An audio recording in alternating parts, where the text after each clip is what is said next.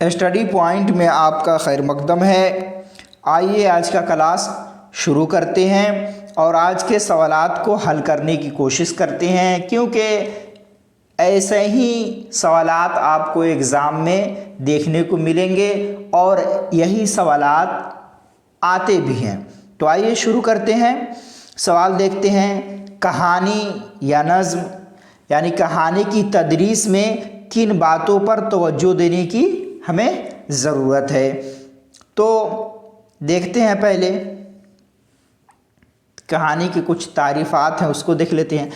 انسان کا اپنے خیالات، احساسات، جذبات کو دوسرے کے لیے قابل فہم بنانے کے لیے بامعنی الفاظ کے ساتھ ترجمانی کرنا کیا کہلاتا ہے؟ زبان کا یہی فطری استعمال کہانی کہلاتا ہے۔ یعنی ہم اپنے جذبات، خیالات کو دوسرے تک اس طرح پہنچا رہے ہیں کہ لوگ ہمارے جذبات اور احساسات کو کیا کریں؟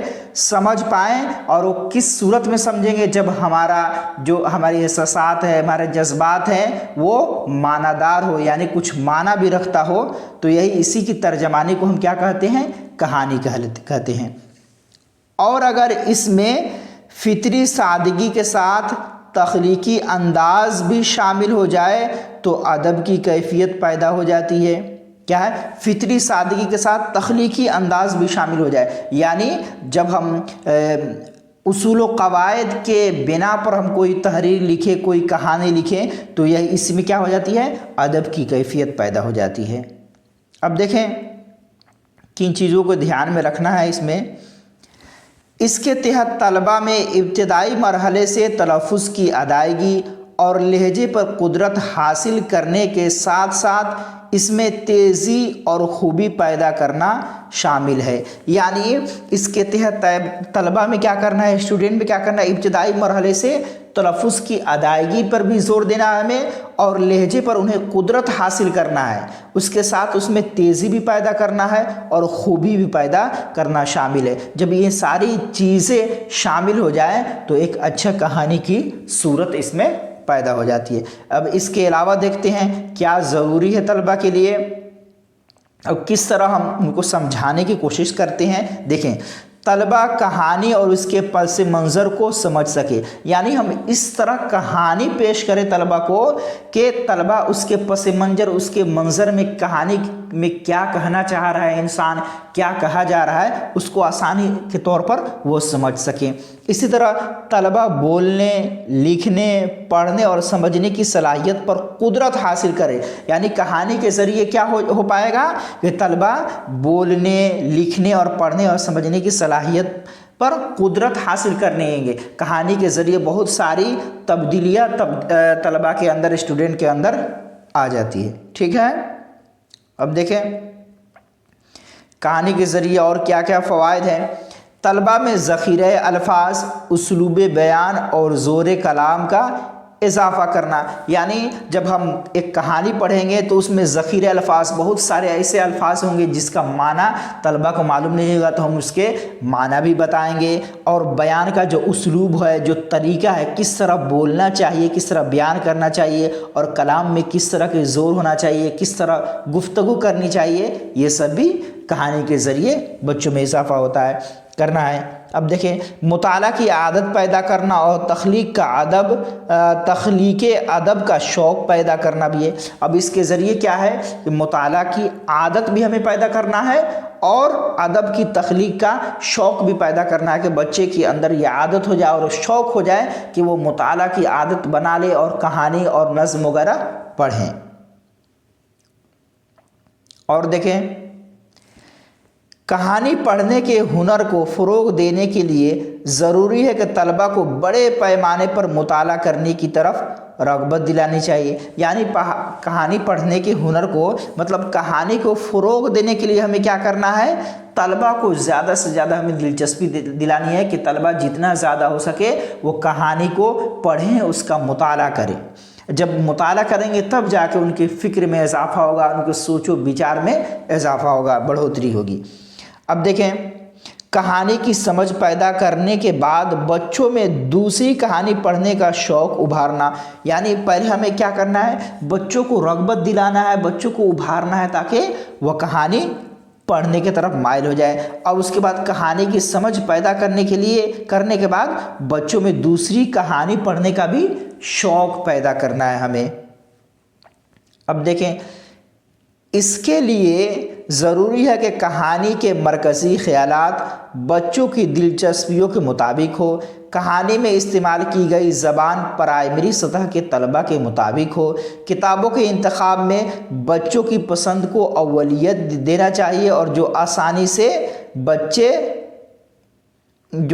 سے دستیاب ہو۔ ٹھیک ہے، اب دیکھیں کہنے کا مطلب یہ ہے کہ ابھی ہمیں ان کے بچوں کو شوق پیدا کرنے کے لیے ضروری کیا ہے کہ کہانی کے مرکزی خیالات جو ان میں مین پوائنٹ ہوتا ہے، جو مین کردار ہوتا ہے، تو بچوں کے دلچسپی کے مطابق ہونا چاہیے، کہ ایسا کہانی شروع نہ کر دے جس سے بچے سونے لگے، بلکہ بچے کے دلچسپی کے مطابق ہو، ایسے کہانی پڑھے جس سے بچے دلچسپی لے اور ان کو اچھا لگے۔ ٹھیک ہے، اور کہانی میں استعمال کی گئی زبان بالکل پرائمری سطح کے طلبہ کے مطابق ہو، ایسا نہیں کہ اس میں معنی اور الفاظ اس قدر ہو کہ بچے اس کو سمجھ نہ پائیں، بالکل سادہ اور آسان انداز میں ہو۔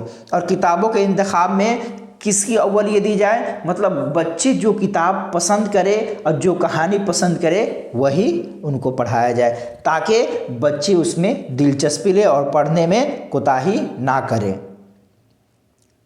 چلیے، یہ تو ہو گیا کہانی کی اہمیت اور ضرورت، کن باتوں پر ہمیں توجہ دینے کی ضرورت ہے، تو یہ سارے چیزیں طالبہ کو اس کے پس منظر کو ہم سمجھائیں گے، پھر ان کے بولنے اور سمجھنے کی قوت حاصل ہوگا، طلبہ میں ذخیرہ الفاظ، اسلوب بیان پر زور دینا ہے، مطالعہ کی عادت پیدا کرنا ہے۔ ٹھیک ہے، جو بھی ہم کہانی پڑھا رہے ہیں طلبہ کے دلچسپی کے مطابق ہو، ان کے لائق ہو، اور اس میں ایسا زبان استعمال نہ کیا گیا ہو جس سے بچے نہ سمجھ سکیں۔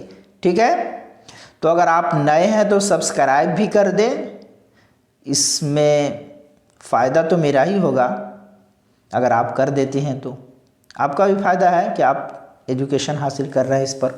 چلیے، اور اپنے دوستوں کو بھی شیئر کر دیں تاکہ وہ بھی اس کلاس میں شامل ہو جائیں۔ چلے دیکھیں، اب دیکھیں دوسرا سوال یہ ہے، بچوں کو آپس میں بات چیت کے مواقع کیسے فراہم کرائیں گے، واضح کریں۔ یہ سارا ایگزام میں آتا ہے، یقیناً طور پر آتا ہے۔ ٹھیک ہے، اب دیکھیں کیا کہا جا رہا ہے، بچوں کو آپس میں بات چیت کے مواقع فراہم کرانے کے لیے ضروری ہے کہ مناسب ماحول درجہ میں تیار کیا جائے، تاکہ ایسا ماحول بنے جس میں بچے ایک دوسرے پر اعتماد کر سکے اور کھل کر بات چیت کر سکیں۔ یعنی بچوں کو آپس میں بات چیت کرنے کے لیے موقع اس طرح ہم فراہم کریں گے کہ اس میں درجہ میں جو ہے مناسب ماحول بنائیں گے، اور ایسا ماحول بنائیں گے جس میں بچے ایک دوسرے سے کنیکٹ ہو سکے، بچے ایک دوسرے سے بلا خوف و خطر، بغیر خوف کے، بغیر ڈر کے بات کر سکے، اور استاد کے سامنے بھی کھل کر بات کر سکے، انہیں کوئی جھجک محسوس نہ ہو، تب جا کر بچہ کے فکر میں اضافہ ہوگا۔ اب دیکھیں یہاں پہ ایک مثال سے سمجھایا جا رہا ہے، سمجھیں اس کو۔ کیا مثال ہے بھائی؟ دیکھیں، مثال کے طور پر جب ایک استاد درجہ میں طلبہ و طالبات سے روبرو ہوتا ہے تو اسے بچوں کی نفسیات اور حالت کے مطابق اپنی بات کے سلسلے کو آگے بڑھانے کے لیے اسے آمادہ کرنا پڑتا ہے، اور انہیں مضمون سے متعلق اپنے تجربات کو ظاہر کرنے کے لیے حوصلہ افزائی کرنی پڑتی ہے۔ مطلب کیا سمجھے؟ جب ایک استاد کلاس روم میں اپنے اسٹوڈنٹ کے سامنے ہوتا ہے اور بچوں کے جو حالات ہے اس سے وہ واقف ہوتا ہے، اسے جانتا ہے، اسی سلسلے کو آگے بڑھانے کے لیے اسے آمادہ کرنا پڑتا ہے، اور انہی مضمون سے متعلق اپنے تجربات کو ظاہر کرنے کے لیے حوصلہ افزائی بھی کرنی پڑتی ہے۔ یعنی بچے جو اپنے تجربات، جو اپنے خیالات پیش کر رہے ہیں تو استاد ان کی حوصلہ افزائی بھی کرتے ہیں۔ اب دیکھیں، اس کے لیے ضروری ہے کہ وہ اپنی گفتگو کا آغاز خصوصی مضمون پڑھانے کے پہلے کچھ باتیں ان بچوں کے گھر کی، راستے کی یا آپسی رشتوں کی کریں، تاکہ مذاکرہ کے لیے اور پڑھانے کے ماحول کو تیار کرنے کے لیے مناسب ماحول سازی ہو سکے۔ یعنی کیا کہا جا رہا ہے یہاں پہ کہ اس کے لیے حوصلہ افزائی، جب یہاں پہ کیا کہا گیا ہے کہ اسے بچوں کی نفسیات اور حالات کے مطابق ہی اپنے بات کے سلسلے کو آگے بڑھانے کے لیے آمادہ کرنا پڑتا ہے۔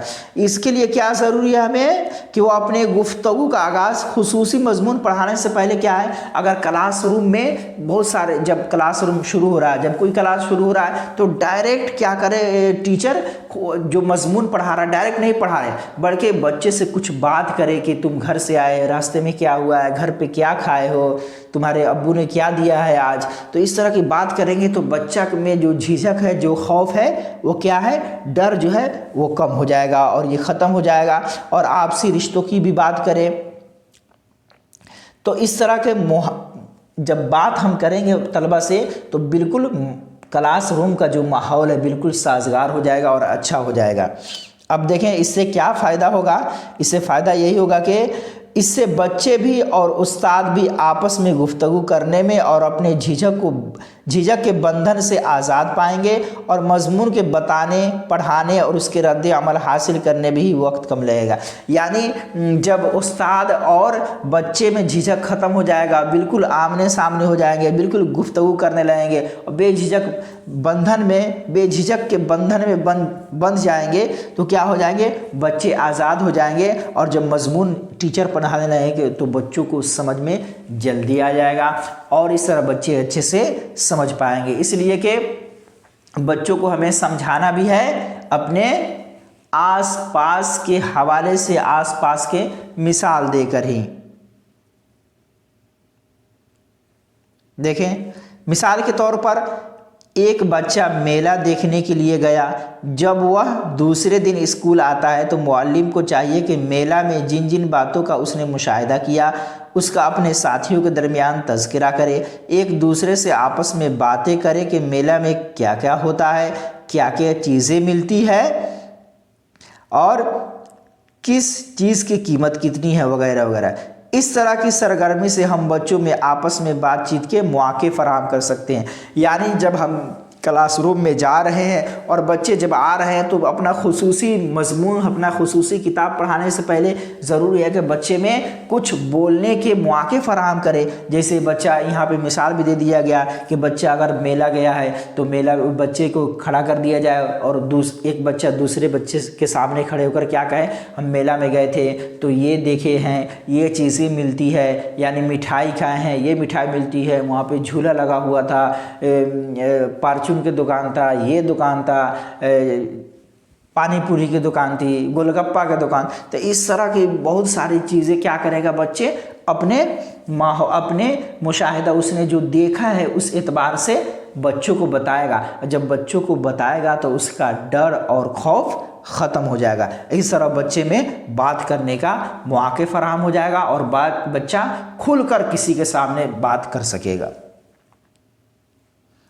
ٹھیک ہے، اب دیکھیں اگلا سوال ہے، تدریس قواعد کیوں ضروری ہے؟ قواعد پڑھانے کے طریقے بیان کیجیے۔ یعنی پڑھائی میں قواعد کیوں ضروری ہے، گرامر کی ضرورت کیوں پڑتی ہے، اس کو سمجھنے کی ہم کوشش کرتے ہیں۔ دیکھیں تقریباً تمام زبانوں کی ادائیگی میں اس کے تلفظ، اس کے ہجے، اس کے تذکیر و تانیث میں ایک ضابطہ پایا جاتا ہے اور یہی ضابطہ قواعد کہلاتے ہیں۔ یعنی تقریباً تمام زبان، جتنے زبان ہیں، اردو، ہندی، انگلش، مراٹھی، جو بھی زبانیں ہیں، تیلگو وغیرہ، جو بھی زبانیں ہیں، تو اس کے تلفظ، اس کے ہجے اور اس کے تذکیر و تانیث یعنی مؤنث اور مذکر، اسپیلنگ اور پولنگ میں ایک ضابطہ پایا جاتا ہے اور یہی ضابطہ کیا ہوتا ہے، قواعد کہلاتا ہے۔ تمام زبانوں میں کوئی نہ کوئی قواعد ہوتا ہے۔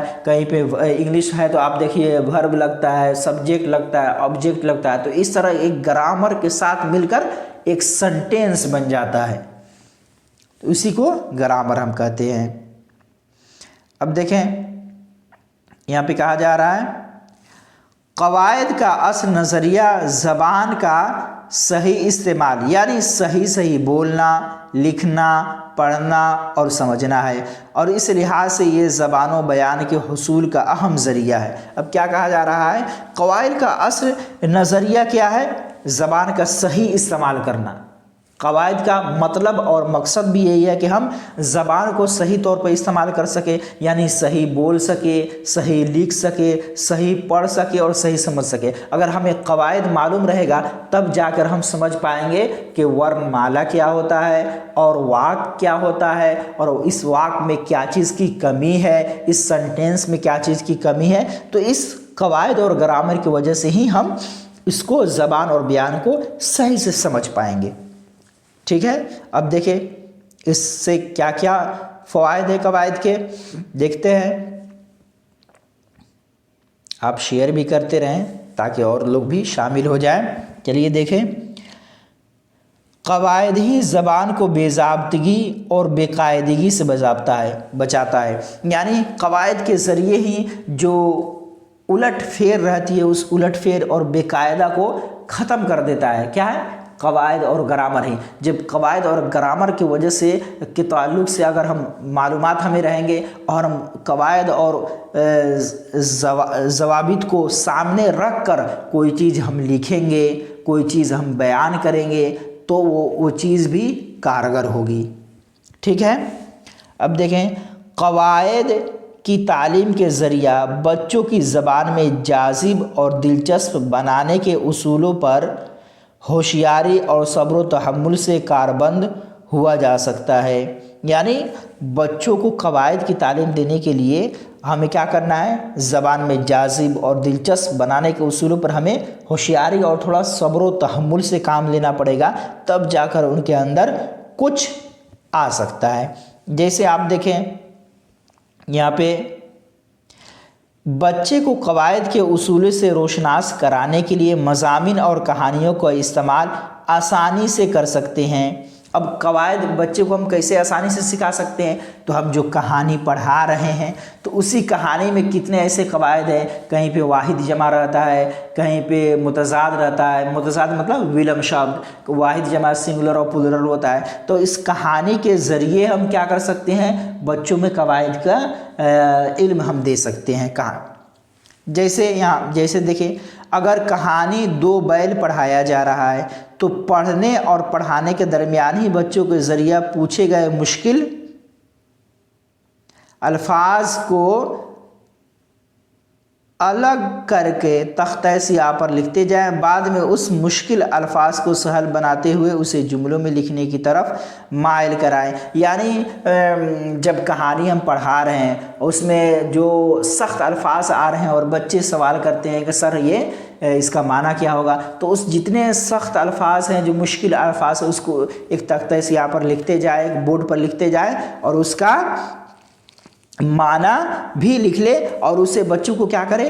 جملوں میں سنٹینس میں استعمال کرنے کی طرف مائل کرے۔ پھر بچے میں وہ قواعد کا علم جاری ہو جائے گا اور بچے قواعد کو آسانی سے سمجھنے لگیں گے۔ اب دیکھیں اس کے بعد تذکیر و تانیث پر گفتگو انہی کی زبان میں کرے، یعنی مذکر اور مؤنث پر گفتگو کہ تم لڑکی ہے تو تم آ رہی ہو، تم کھا رہی ہو، لڑکا ہے تو تم جا رہا ہے، تم جا رہے ہو، اس طرح کے استعمال کریں۔ کہانی میں مستعمل متضاد الفاظ کی نشاندہی کرتے ہوئے اس کے ضد لفظ کو لکھتے جائیں۔ یعنی اگر کہانی میں کوئی لفظ استعمال ہوا ہے متضاد، جیسے دن استعمال ہوا ہے تو ہم اس کا متضاد کیا ہوگا؟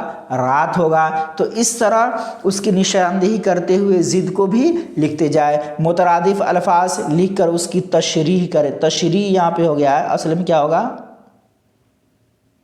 تشریح، ٹھیک ہے، کریں۔ اور موضوع مہمل الفاظ کے بھی مشق کر سکتے ہیں، یعنی کون سا لفظ معنی والا ہے اور کون سا لفظ معنی والا نہیں ہے، اس سارے چیزوں کو ہم اب بچے کو بتائیں گے تو کیا ہو جائے گا، بچے آسانی سے کہانی کے ذریعے ہی وہ قواعد جان لیں گے، الگ سے ان کو قواعد پڑھانے کی ضرورت بھی نہیں پڑے گی۔